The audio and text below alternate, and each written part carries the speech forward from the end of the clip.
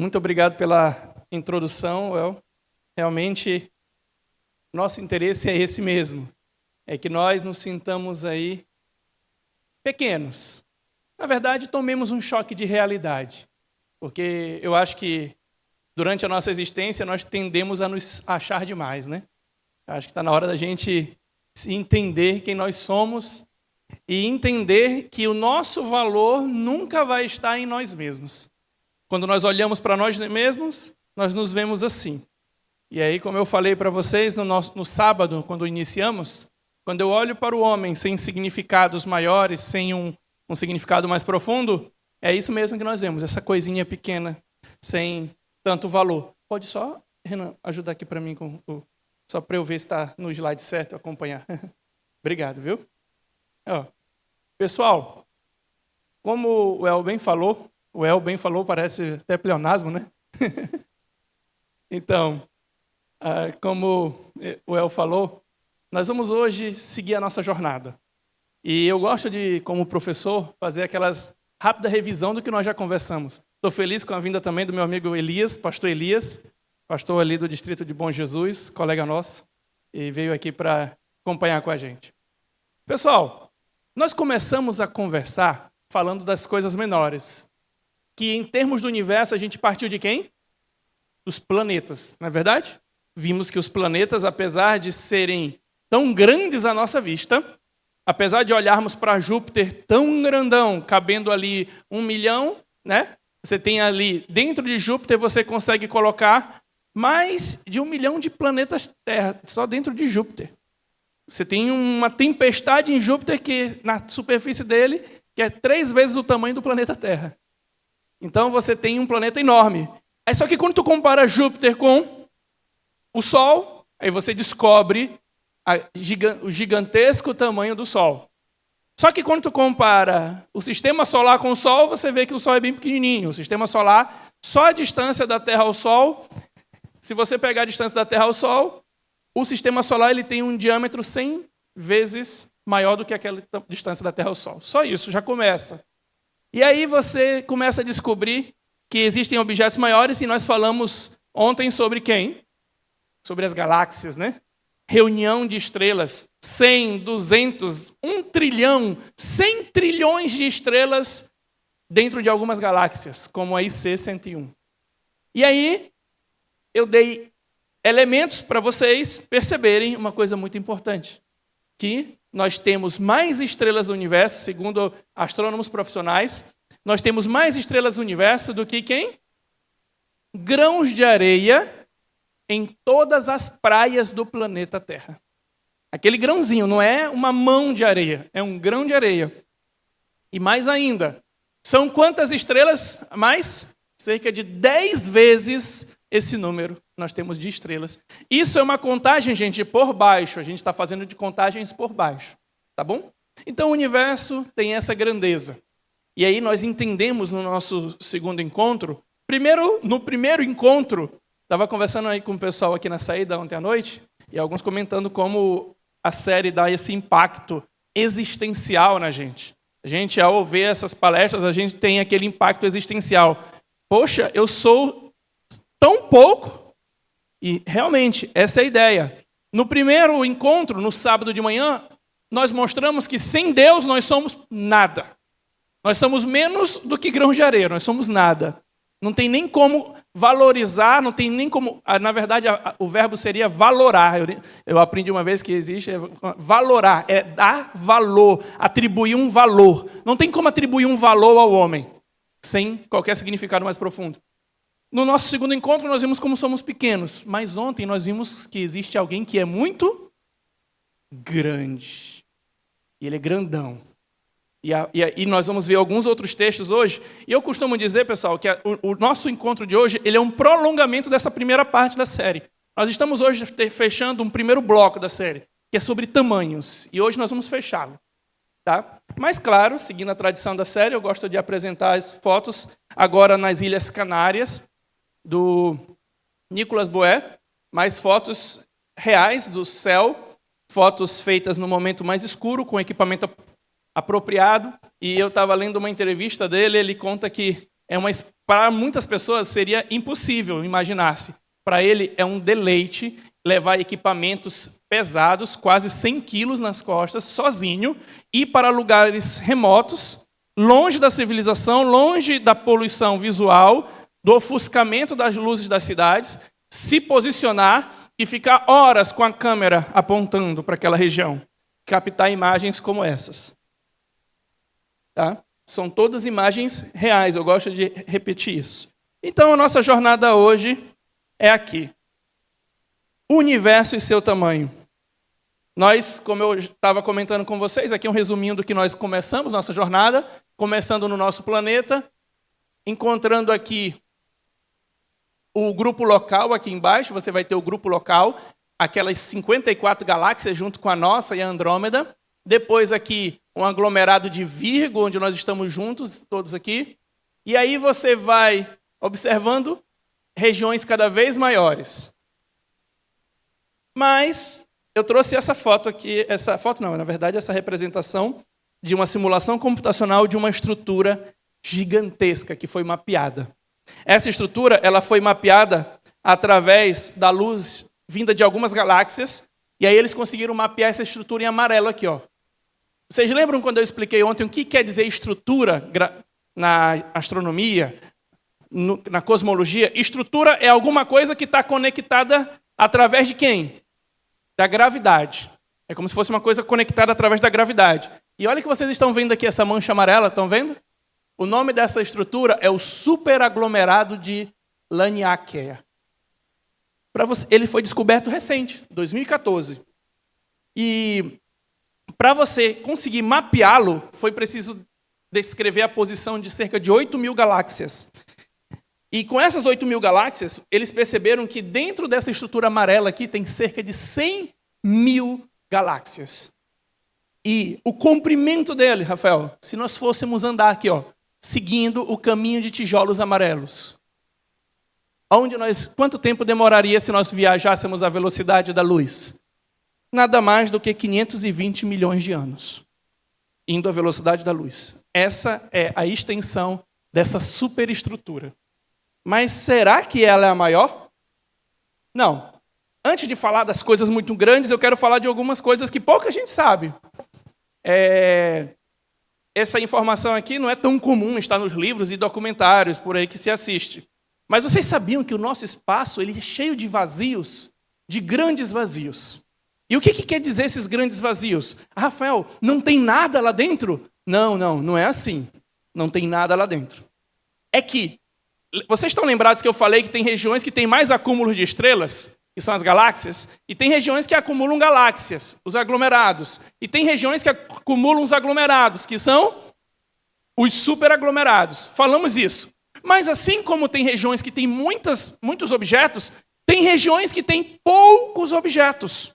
E às vezes, quando é bem pouco, ela é tratada como um grande o quê? Vazio. Entenderam? Então a palavra vazio não é aquela coisa rigorosa. Não tem nada, é o escuro da ficção científica. Não. É só uma região com uma densidade muito baixa de objetos. E nós temos várias regiões. Olha só esse mapinha aí, bem legal, que vocês estão vendo aí, ó. Vocês estão vendo alguns super vazios. E um desses aqui, ó, é o vazio de Boötes. Esse aqui, ó. Ele é bem grandão, famosíssimo, tá? Ele foi descoberto em 1981. O diâmetro dele aqui está como círculo aqui, porque é a foto para vocês. É a representação, a simulação, na verdade. Mas eles são como se fossem esferas, tá? Bolas. Então, esse vazio aqui, o diâmetro dele é de 330 milhões de anos-luz. Então, para você atravessar esse grande vazio, você demoraria, indo à velocidade de 300 mil quilômetros por segundo, você demoraria 330 milhões de anos. É grande, né? Ele é tão vazio que esse espaço inteiro, sabe quantas galáxias tem dentro dele? Cerca de 60 galáxias só. 60 para um buraco desse aqui é bem pouco. Por isso que o nome é vazio. A ideia é vazio. Mas vocês sabiam que um dos maiores vazios registrados não é esse? É engraçado isso. Eu fiquei surpreso. E essa aqui foi uma informação que eu adquiri ao longo já apresentando essa série em alguns lugares. Aí você vai pesquisando, vai se atualizando. Eu tenho amigos astrônomos que assistiram e tem um que está fazendo, inclusive, agora teologia na Andrews. Ele seguiu uma carreira bem legal, terminou o mestrado em astrofísica e agora vai ser pastor. E aí ele está na Andrews, está lá, fazendo... Acho que agora eu estou em dúvida, mas acho que ele já foi direto para o mestrado. Filho da nossa terra, de Santa Inês. Meu aluno do IFMA lá. Um dos alunos que eu tive o maior orgulho. Porque muito humilde, nunca canso de contar a história dele, bem humilde. Ia com uma bicicletinha bem quebradinha para o IFMA. Mas todos os sábados estava na igreja, tocando o piano dele, ajudando nos desbravadores. E estudou, fez Enem, passou para astrofísica na Federal do Rio Grande do Sul, fez graduação, fez o mestrado lá e hoje está na Andrews fazendo o seu mestrado em teologia. Saulo, gente boa demais. E ele me falou sobre essa estrutura enquanto eu apresentava a série. E eu não conhecia, eu achei sensacional. É o maior vazio de todos, reconhecido. Ele é chamado de KBC Super Void. Void é vazio em inglês, então super vazio. Descoberto em 2013. E essa simulação computacional para representar esse vazio mostra que, sabe qual é a distância daqui para você atravessar esse buraco aqui? 2 bilhões de anos-luz. Então, indo à velocidade da luz, você demoraria 2 bilhões de anos para atravessar essa região. E o mais legal é que a nossa galáxia está dentro dele, desse vazio. Então, além de pequenos, nós ainda estamos no escuro. Estamos no vazio. Bom, pessoal, mas vamos começar a conversar uma das historinhas mais legais que eu gosto de contar nessa série. A melhor imagem feita do universo. E eu chamo de melhor imagem não só pela qualidade dela, mas pela história que ela carrega. Eu estava no doutorado e fui assistir uma palestra de uma pesquisadora, uma astrônoma, que fazia parte da equipe do Hubble, do telescópio Hubble, e da equipe grande lá.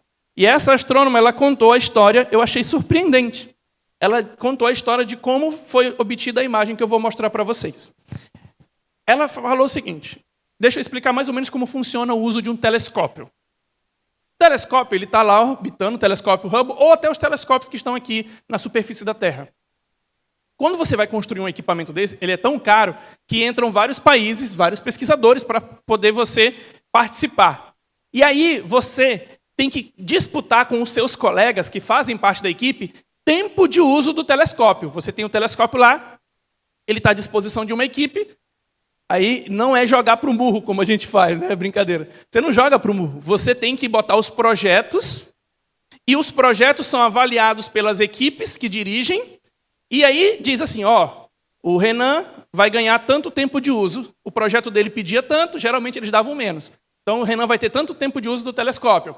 O Gabriel vai ter mais tempo, tanto tempo de uso do telescópio. E vai distribuindo assim, entenderam? Entre a equipe, segundo os projetos. É assim que funciona na astronomia profissional. Mas o diretor do projeto, ele tem um privilégio. Ele já tem um tempo fixo guardadinho para ele, que ele escolhe, segundo ele quiser, como fazer o uso. E ela conta que o diretor do projeto, Hubble, naquele momento ele disse, olha, eu não tenho algo específico, tem alguma sugestão? Aí eles pensaram e disseram assim, não, vamos fazer o seguinte, pega uma região do espaço, bem vazia que quer dizer escura, bem escura, que não foi ainda mapeada, e vamos fotografar no campo profundo. Eles vão tirar várias fotos, não é só uma. Eles fazem várias exposições ali, durante muito tempo, eles vão fazer a exposição e vão explorar aquela área. E qual foi a área, Rafael, que eles exploraram? Qual foi a área? Eu vou te explicar. Sabe a bolinha de tênis? Eu devia ter trazido a minha, mas o meu cachorro rasgou ela toda. Pega a bolinha de tênis, mais ou menos assim, coloca 100 metros de distância de você. Essa é a área que eles foram explorar com essa foto. Então vamos explorar. E eles fizeram 342 fotos dessa área. E eles encontraram o que a gente chama de foto de Hubble de campo profundo. Foi essa foto que saiu. Essa foto foi revolucionária. Porque vocês estão olhando menos que 10 estrelas nessa foto. E o resto, Rafael? Só galáxias. Só galáxias. Mais de 3.000 galáxias. Cada galáxia tendo ali quantas estrelas? Vocês lembram mais ou menos? 100, 200 bilhões de estrelas. Então vocês estão entendendo o impacto que uma foto dessa traz? Você olha para o profundo do universo e encontra uma foto rica dessa. Cheia de galáxias. Um universo repleto de galáxias. Então, às vezes, a gente pensa assim, poxa, o universo é tão grande e vazio. Eu acabei de falar de muitos vazios. Estou mostrando o oposto agora, estão percebendo? Uma riqueza gigantesca no universo. E eles exploraram muito essa foto. E não só essa foto, ela foi feita em 95. Eles pegaram, então, foi tão sucesso o que eles fizeram com essa foto, que eles disseram o seguinte, vamos fazer uma segunda versão dela. Vamos fazer uma segunda versão? Vamos. E em 2004, eles não fizeram mais só 300 exposições. Agora eles fizeram 800 exposições de uma área que cobria, pega a lua cheia, corta a lua cheia em 10 pedaços, aquela lua cheia que a gente olha lá, corta ela em 10 pedaços, cobria um pedacinho da lua cheia. E eles exploraram esse pedacinho. Vocês estão entendendo? É só esse pedacinho que eles estão explorando. E aí eles fizeram, durante 10 dias, 800 fotos. E aí eles encontraram a foto que é denominada Hubble Ultra Deep Field. Hubble Ultra Campo Profundo. Campo Profundo. Então, nessa foto aí, o que você está vendo é mais ou menos como o universo era quase 13 bilhões de anos. 10.000 galáxias aí. Só nessa área pequenininha. Bem legal, né? E interessante que eu estava apresentando essa série e eu ia falar essa palestra quando eles fizeram uma atualização desse projeto e divulgaram os resultados de uma nova atualização. Como assim, Rafael? Eles, em 2019, foi quando eu comecei a fazer a série, e aí eu fui fazer uma segunda versão da série em Florianópolis, e eles lançaram os resultados de uma das fotos feitas em 2019, e agora eles não fizeram 800 exposições, eles fizeram 7.500 exposições. E aí eles tiraram a foto do chamado Hubble, o legado de Hubble de campo profundo. Essa daqui. E cada ponto, aí você não distingue mais estrelas, tá? Não tem mais estrelas. Foi quase um ano de exposição. 250 dias em exposição, você olhando para aquela regiãozinha do universo. E aí você tem, nessa foto, cerca de 265.000 galáxias. Tá? Para você entender a área que foi fotografada, pega a Lua, aqui, então é mais ou menos essa área da foto da Lua que foi tirada de diversas fotos, 7.500 fotos. E aí eles reuniram na foto no legado de campo profundo, do Hubble. O que é que isso nos diz, gente, numa foto como essa? O que é que isso nos ensina? Que, tudo bem, ele é gigantesco, mas ele é rico demais. Você olhar uma região... Vocês entenderam o impacto de uma foto dessa? É uma região pequena do universo. Você explora ela e, pum, explode de variedade, de beleza, de galáxias. Pois é. Mas, seguindo, tem outras formas da gente explorar o universo. E uma das formas muito famosas que se fez foi o seguinte, ouçam para vocês entenderem essa imagem. Você recebe a luz das galáxias. É isso que é uma foto. Foto é receber luz. Só que, para você ter imagens, essa luz tem que vir com certas definições. E nem sempre você consegue ir muito longe com luz bem definida. Então, mas você consegue, pelo menos, saber algumas características dessa luz. Por exemplo, a velocidade que as galáxias estão. Você consegue saber algumas características, mas não consegue ter foto. E aqui o que vocês estão vendo é um mapa. Aqui é como se fosse o planeta Terra aqui no centro, tá? E aqui, cada pontinho luminoso desse é uma luz de alguma galáxia vindo, e nós mapeamos tridimensionalmente através desse projeto Sloan Digital Sky Survey, o SDSS. O que vocês estão vendo aí é um mapa de 1/4 do céu. Pega todo o céu, divide em 1/4 e você vai ter esse mapeamento. Então, quando você olhar para cada ponto desse, você está vendo uma galáxia brilhante, enviando luz para a Terra. Milhões de galáxias enviando luz para a Terra. Mas, depois de olharmos essa riqueza desse jardim chamado universo, eu quero convidá-los para fazer uma brincadeira. Eu vou começar hoje, e essa brincadeira ela se segue amanhã, fazendo algumas perguntas de criança, que às vezes são as melhores. Homenagem aqui ao meu filho, né? Perguntas de criança. E às vezes são as melhores. São até as mais difíceis. Nós vamos começar perguntando algumas coisas que crianças perguntam. Eu tinha feito a primeira versão dessa pergunta, aí eu melhorei um pouco, mas eu tinha colocado: qual é a maior coisa do universo? É assim que a criança perguntaria, né? Mas eu traduzi aí: qual é a maior estrutura do universo? O que é aquela estrutura? Lembra que eu falei? Gravitacionalmente ligada. Eu já falei para vocês do Laniquer lá, né? Poxa, enorme, Rafael. Mas não é a maior. Não é a maior. E eu quero mostrar para vocês as maiores estruturas. Vamos imaginar que uma criança pergunte. E eu já vou te dizer o que são as maiores estruturas. Aqui é uma representação artística, não é uma foto. As maiores estruturas, elas são todas chamadas de grandes muralhas. E o que elas são? O que nós observamos ao olhar para o universo é que os aglomerados, superaglomerados, eles formam meio que uma web, uma rede, tá? De regiões onde tem regiões mais acumuladas de objetos e regiões mais vazias. E essas estruturas, como elas têm certo comprimento muito grande, têm espessura e altura, foram aproximadas para muralhas. Então o apelido é muralhas. Então, as grandes estruturas são muralhas. E deixa eu mostrar as três maiores. A primeira maior estrutura observada dessas muralhas é a chamada Grande Muralha Sloan. Essa é a terceira, a Grande Muralha Sloan. Lembra aquele mapeamento que eu mostrei ainda agora? Aquelas luzezinhas bonitinhas lá, de 1/4 do céu? Então, quando eles pegam aqueles dados, gente, os cosmólogos, os astrônomos, e eles vão estudar esses dados. E eles observaram isso aqui, ó. Se você olhar com atenção, você está vendo que tem um acúmulo aqui delas montando uma estrutura conectada. Está aqui, ó. Essa é a Grande Muralha Sloan. Eles estudaram essa muralha. E eles perceberam que a extensão daqui para cá é de cerca de 1,37 bilhão de anos-luz. Tá? Então, uma estrutura gigantesca de comprimento. E para você chegar lá, saindo daqui da Terra, a velocidade da luz, você demoraria 1 bilhão de anos. Só para chegar lá. Aí você chega lá já cansado, aí só para percorrer, tá? 1,3 bilhões de anos-luz. Mas essa é a terceira. E a segunda, Rafael? Opa, pulou aqui. Isso. E a segunda, Rafael? A segunda seria essa.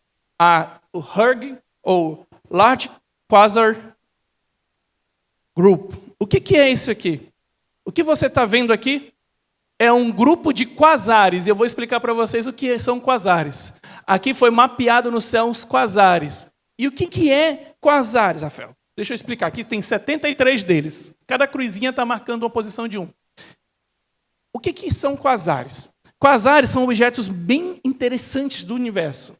Por que eles são interessantes? Primeiro, o nome vem de quase-estrelas. Quasares, são quase-estrelas. E o que eles são? Eles são objetos muito pequenos, mas eles têm um núcleo muito ativo, que tem uma energia tão grande que eles conseguem brilhar mais do que uma galáxia inteira. Então, vocês entendem, uma galáxia tem quantos bilhões de estrelas? 100, 200, estão lembrados? Uma galáxia tem 100, 200 bilhões de estrelas. Mas o quasar, ele é um objeto muito pequeno, mas que o brilho dele é tão intenso que ele brilha mais do que uma galáxia inteira. Então ele é muito forte. E por que ele é muito útil? Porque ele sendo tão intenso assim, eu consigo olhar ele a grandes distâncias. E eles mediram esse mapa de quasares e perceberam que eles tinham uma conexão gravitacional. E aí tem a Grande Muralha de quasares aqui, 73 quasares. E a distância que eles estão percorrendo aqui, ó, daqui para cá, o comprimento dele, cerca de 4 bilhões de anos-luz. Mas não é o maior. O maior é esse. E que tem o nome mais legal de todos. A Grande Muralha de Hércules Corona Borealis. Né, Levi sorriu.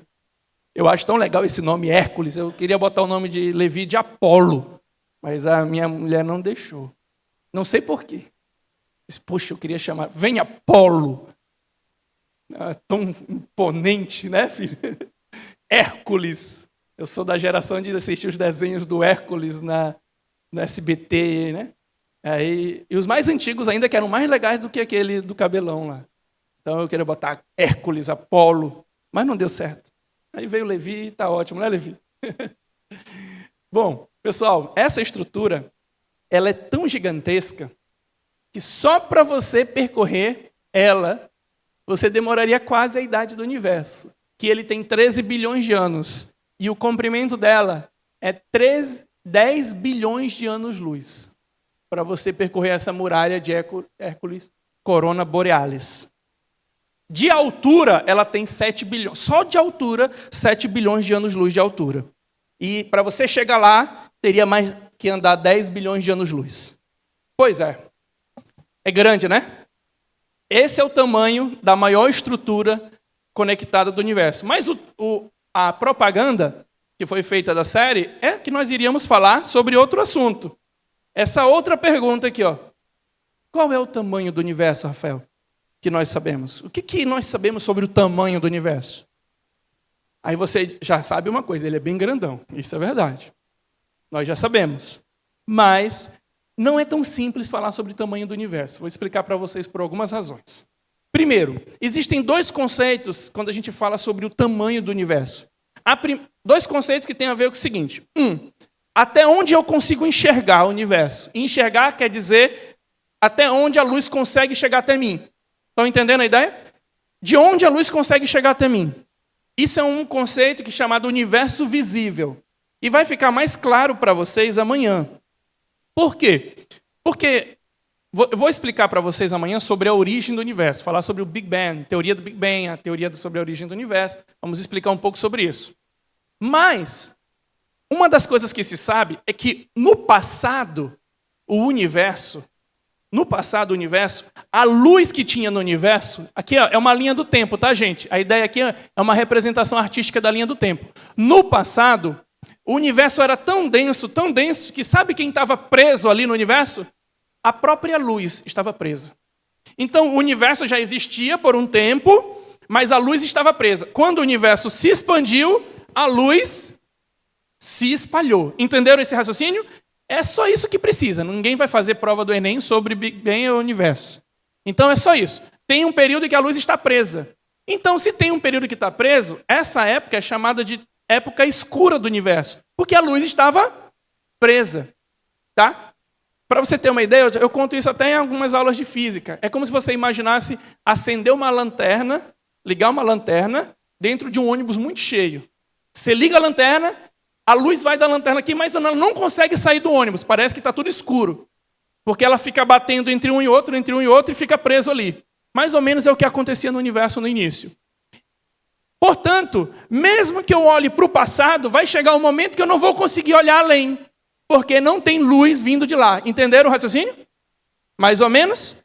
Imagina, se a luz só vem de um tempo para cá, eu não consigo ir além. Por isso que existe o conceito de universo visível. Esse universo visível, que é até onde eu consigo enxergar do universo, me diz que o universo é como se fosse uma esfera de raio 47 bilhões de anos-luz. 47 bilhões de anos-luz, uma esfera de raio. Ou seja, uma esfera ali de quase 90 bilhões de anos-luz. Esse é um dos raciocínios para entender o tamanho do universo? Não. O tamanho daquilo que eu consigo ver. Entenderam? Não é o tamanho do universo, é o tamanho até onde eu consigo ver. Mas ainda tem um outro conceito, que é o conceito de universo observável. Por que, Rafael? Olha só, prestem bem atenção. Esse é um momento que vocês precisam ter muita atenção para pegar a ideia principal. Também não tem que ficar expert no assunto, é só a ideia.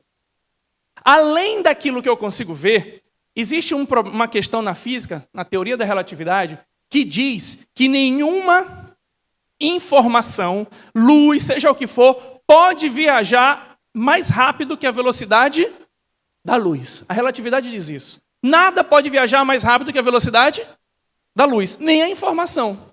Isso significa que se eu estou aqui nessa posição, tudo que eu vou conseguir enxergar seja visualmente, informação, ondas, só vai poder chegar até mim vindo com a velocidade de quem?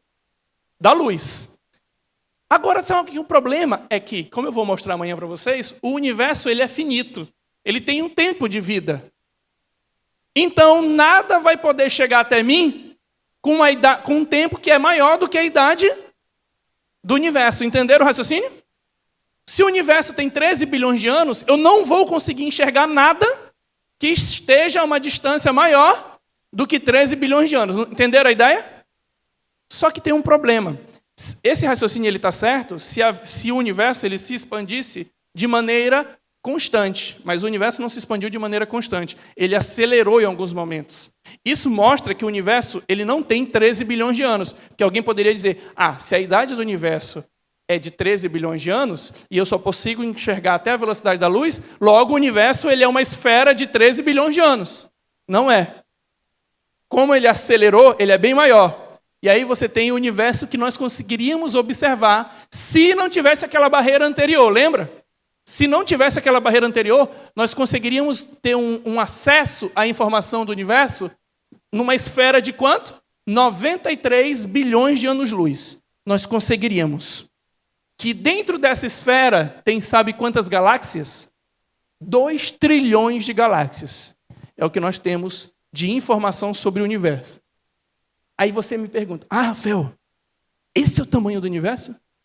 Não. Esse é o tamanho que nós poderíamos, se não tivesse a barreira, enxergar. Se nós pudéssemos, seria esse espaço aqui. Mas o problema é que as teorias físicas mostram que se nós estando aqui no centro, a gente consegue enxergar isso aqui. Mas e se a gente estivesse aqui? A gente conseguiria enxergar também uma esfera aqui, não é isso? Se a gente tivesse aqui, uma outra esfera aqui, perceberam? Então não quer dizer que o universo tenha esse tamanho. Estudos indicam que o universo observável é só uma parte. Ele pode e deve ser muito maior do que isso. E aqui, só a título de comparação, vocês lembram da grande parede de Hércules Corona Borealis? Olha o tamanho dela comparado com o universo observável. O que eu quero dizer é que vocês botaram muita fé em mim ao achar que eu ou a humanidade já teria condições de medir o tamanho do universo. Ele pode ser muito maior. Nós podemos saber, como El comentou, sobre ele ser finito, geometrias dele, mas o tamanho não, porque a gente não consegue ir além do que a luz consegue chegar até nós. Então, nós não conseguimos medir. Portanto, o universo deve ser muito maior, gente, do que nós mesmos imaginávamos. E aí fica, agora, acho que aquela história que eu contei ontem, sobre os grãos de areia, fica bem mais fácil aceitar, não é isso? Temos mais estrelas que grãos de areia em todas as praias do planeta Terra. Pessoal, agora nós finalizamos uma parte importante da série. A nossa jornada pelo tamanho. Amanhã tem sobre a origem. Mas quando eu olho para o tamanho do universo, e aí eu penso, se o universo possui essas dimensões, imagine Deus que diz isso. Será que vocês não sabem? Nunca ouviram falar? Não lhes contaram desde a antiguidade? Vocês não compreenderam como a terra foi fundada? Ele se assenta no seu trono, acima da cúpula da terra, cujos habitantes são pequenos como... Ele é até bondoso que compara a gente com um gafanhoto, né? Ele estende os céus como um forro e os arma como uma tenda para neles. Vocês estão percebendo o que Isaías 40 faz? Ele pega esse universo de 93 bilhões de anos-luz, que é só o que a gente consegue enxergar, e diz que Deus se assenta como se fosse alguém brincando com isso. Todas essas dimensões que observamos estão subjugadas a Deus. Se Deus estende os céus, é porque Ele é maior que os céus. Maior que todo o universo. E o texto bíblico continua. Deus, ó Senhor, são quem, gente? a grandeza, o poder, a glória, a majestade e o esplendor, pois tudo que há nos céus e na terra é teu. Teu, ó Senhor, é o reino. Tu estás acima de tudo. A riqueza e a honra vêm de ti. Tu dominas sobre todas as coisas. Olha que incrível isso. Você está olhando esse universo, Hércules, Corona Borealis, pode dar o nome que quiser, Deus é maior do que eles. Tá? Você pode olhar toda essa estrutura e Deus estende os céus. Os céus não chegam perto dele, ele domina sobre todas as coisas. E aí, quando você olha um texto desse, você diz mais ou menos o que alguns pensaram ontem, diz assim: Senhor, o Senhor é muito grande. O Senhor é incrível. E aí você olha para as palestras passadas e diz: eu sou tão pequeno. E o Senhor é tão grande. E aí tem um perigo aqui, Elias. Existe um perigo aqui. O perigo do que a gente chama o perigo do deísmo. O que é o perigo do deísmo? Vocês lembram que eu expliquei ontem o que é o deísmo? Deísmo é aquela visão, para quem não estava, onde você imagina que existe um Deus, um Criador, que cria, mas que deixa lá e não tem contato nenhum, não se importa. Tem pessoas que acreditam nisso. Eu tenho um amigo que ele se declara deísta. E a gente respeita, ouve os argumentos e as ideias por causa disso, mas eu disse para ele, olha, entre ser deísta e ateu, eu ainda preferiria ser ateu. Porque o deísta vai ter um Deus, um Criador, que é mais que um sádico, que fica de longe olhando o sofrimento humano, não está ligando para nada, todo mundo se matando, morrendo, sofrendo, chorando, e ele não está ligando para nada. Um texto desse, se a gente só olha para esse lado na Bíblia, corre o perigo da gente achar Deus muito distante. Você é nada comparado com o universo. Deus, na Bíblia, é maior que o universo. Foi o que eu falei ontem. Criou-se, então, no meio dos dois o quê, pessoal? Um grande abismo. Poderíamos supor que essa descrição da grandeza de Deus implica que ele está fora do nosso alcance, pois somos como nada do universo. Parece que há um abismo entre nós e Deus. E há. Desculpa, é verdade. Há um abismo entre nós e Deus. E quanto mais rápido você se conscientizar, melhor. Há um abismo. E nós precisamos ter consciência desse abismo. Há um abismo no poder, há um abismo no conhecimento, há um abismo também no caráter. E esse é o risco de humanizar Deus. Nós, às vezes, vivemos tentando humanizar Deus, tornar Deus cada vez mais parecido conosco. Cada vez mais a gente quer descrever as músicas dando um abraço em Deus. E a gente humaniza Deus, mas existe esse abismo. O abismo existe. Mas não acaba aí a história. Precisamos de um Deus distante? Não. Precisamos perguntar para a Bíblia como é que ela lida com essa realidade. Onde existem seres que até... eu sempre, quando eu faço essa série, eu tenho alguns adjetivos que ficam difíceis de usar. Quando eu digo assim, uns seres que são minúsculos. Minúsculo ficou muito grande para aplicar para nós, não ficou? O adjetivo minúsculo. Nós não somos minúsculos. Nós não somos... O nada é a palavra mais próxima disso, né? Perto do universo, nós somos menos que minúsculos. Então, pessoal, quando a gente olha para esse universo aqui e vê um Deus gigante, como é que a Bíblia lida com isso? Vamos lá. Olha o que a nossa palavra nos revela sobre Deus. Há muito tempo, quem falou? Deus falou muitas vezes e de várias maneiras aos nossos antepassados por meio dos profetas. Mas nesses últimos dias falou-nos por meio do Filho, a quem constituiu o herdeiro de todas as coisas e por meio de quem fez... Olha só. O abismo existe? Vocês concordam comigo? O abismo existe? Existe. Seres menos que nada... E o Criador do universo, o abismo existe.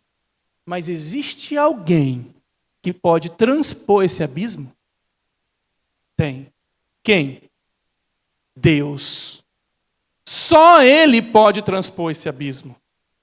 Então, eu conversei ontem falando com a Débora, dizendo, Nós temos que parar de achar que eu posso transpor esse abismo.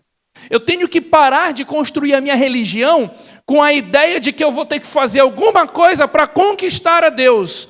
Não, é um abismo muito grande, meu amigo, para tu dar um salto e alcançar as mãos do Criador. Tu não consegue.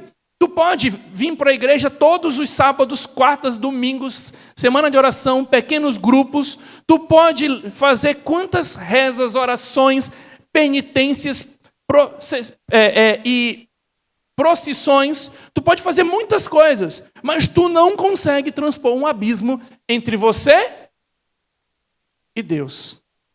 Quem consegue? Deus. Esse texto começa dizendo que quem que transpôs o abismo? Deus. Deus transpôs o abismo. Ele se revelou a nós. Ele que deseja se relacionar conosco. Ele é que te busca, porque só Ele pode transpor o abismo. Só Ele pode te alcançar. E Ele vem falar de várias maneiras a quem? A você.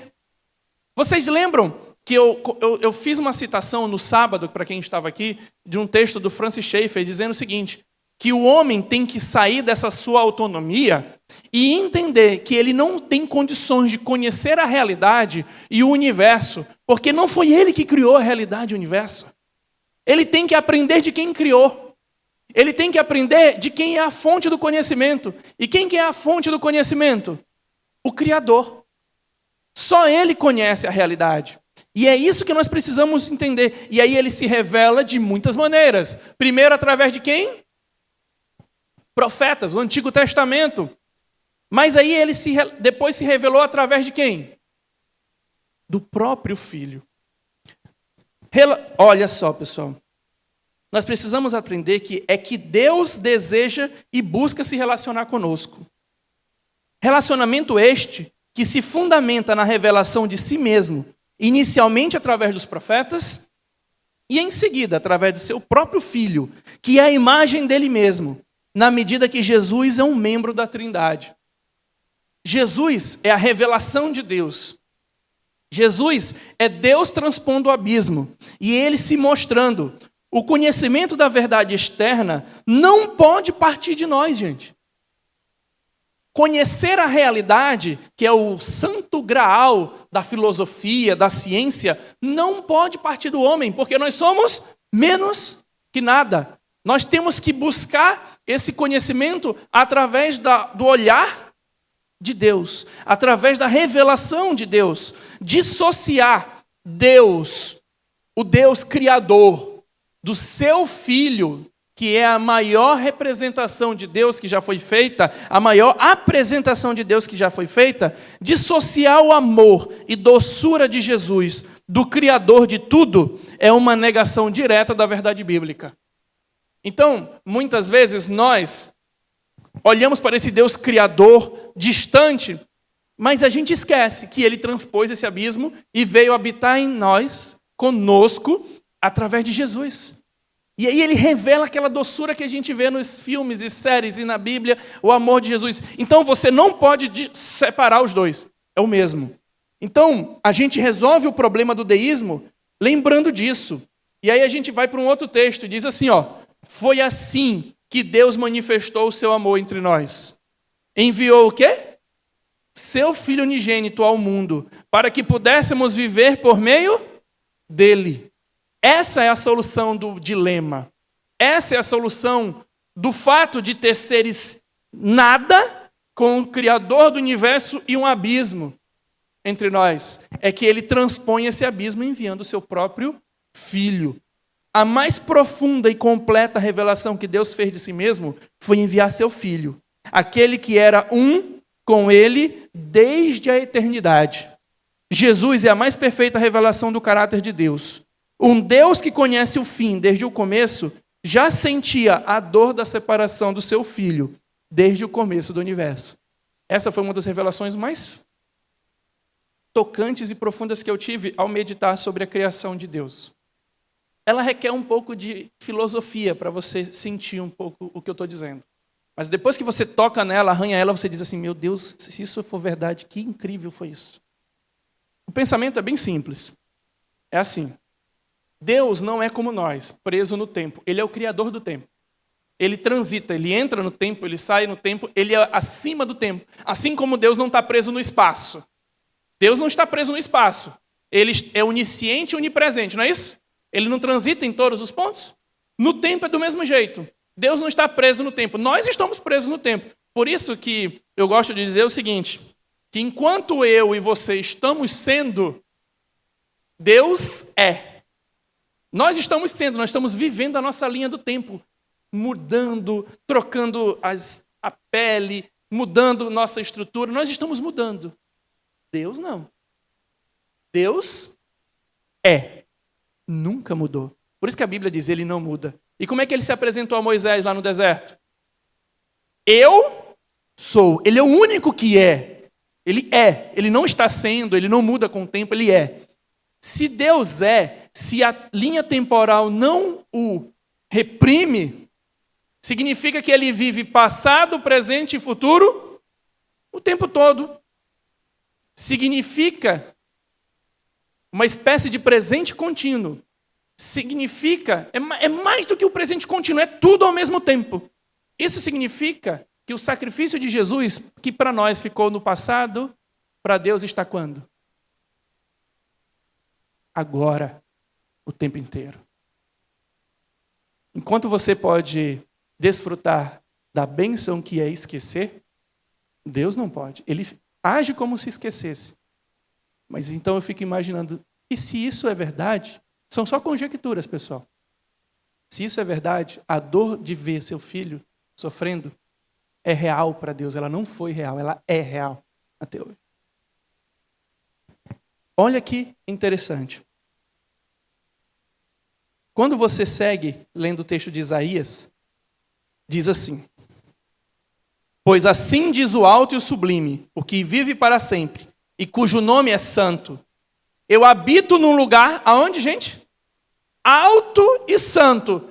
É a primeira parte, é o deísmo, a ideia do deísmo. Um Deus alto e santo, longe de nós. Mas a Bíblia não para por aí. Aí diz, mas habito também com o contrito e humilde de espírito, para dar novo ânimo ao espírito humilde e novo alento ao coração do contrito. Maravilha, porque o que ele está escrevendo aí é exatamente a solução do enigma. Eu sou o criador do universo, mas eu habito com o humilde. Eu transponho esse abismo. A questão agora, ouçam bem isso, gente. A questão agora não é se esse ser está ou não disposto a ter um relacionamento conosco. Mas se nós somos capazes de descer do nosso alto e sublime trono e construímos nosso trono que construímos para habitar junto dele. De novo, a questão não é se Deus quer se relacionar comigo e com você. A palavra é clara. Ele já quis, ele já demonstrou. A pergunta é se você vai ser capaz de descer do seu alto e sublime trono para habitar com Deus. Você. Deus não é um criador que nos criou e deixou-nos viver em um mundo tão problemático, dolorido como esse. Tal seria um sádico, que mesmo conhecendo o sofrimento de todos, tendo o poder de fazer algo, não fez. Deus fez. Deus desceu e habitou conosco. E o texto ainda continua. Ele faz o quê? Fortalece ao cansado e dá grande vigor ao que está sem forças. Até os jovens se cansam e ficam exaustos, e os moços tropeçam e caem. Mas aqueles que esperam no Senhor renovam as suas.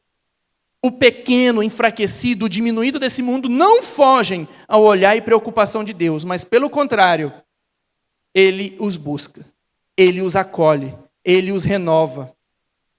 Meus amigos, olha o que Deus conhece de você. Até o cabelo da cabeça de vocês estão quem? Contados. Isso foi uma forma de Jesus dizer que Ele te conhece cada parte. Não tenham medo. E vocês valem mais do que muitos pardais. Meus amigos, eu sei. Desenvolver um relacionamento novo é muito difícil. Mas eu gostaria de lembrar você que aquele que está convidando, que o está convidando para um novo relacionamento, ele te conhece. Ele conhece cada detalhe da tua vida. Ele conhece os mais sombrios defeitos que ninguém conhece. Ele conhece cada pensamento seu. Ainda assim, ele quer ser seu amigo. Ainda assim, ele quer cuidar de você. Literalmente te amar. Portanto, será o relacionamento mais franco e transparente que você poderia ter. Você não precisa fingir ser o que não é. Mas é só deixar se transformar segundo a imagem e semelhança desse seu novo companheiro. Não há o que temer. A mão dele está estendida a você. E você vai estender a sua? E o último verso não. A última citação que eu vou fazer para vocês é de um ateu. Prêmio Nobel de Física. Ateu convicto. Que fez essa declaração que eu uso na minha série para fazê-los pensar uma coisa que ele já pensou, mesmo sendo ateu. O Steven Weinberg, no livro Sonhos de uma Teoria Final, disse o seguinte: parece-me que se a palavra Deus tivesse alguma utilidade, deveria ser usada para significar um Deus, o quê? Interessado. Um criador e legislador que estabeleceu não apenas as leis da natureza e do universo, mas também padrões de bondade e maldade. Alguma personalidade que se importa com nossas ações. Em poucas palavras, algo apropriado para a nossa adoração. Esse é o Deus que fez sentido a homens e mulheres através da história. E eu diria ao Weinberg, ele existe. E é o que é o Deus apresentado na palavra de Deus. Que nós possamos pensar e aceitar esse convite que ele nos faz.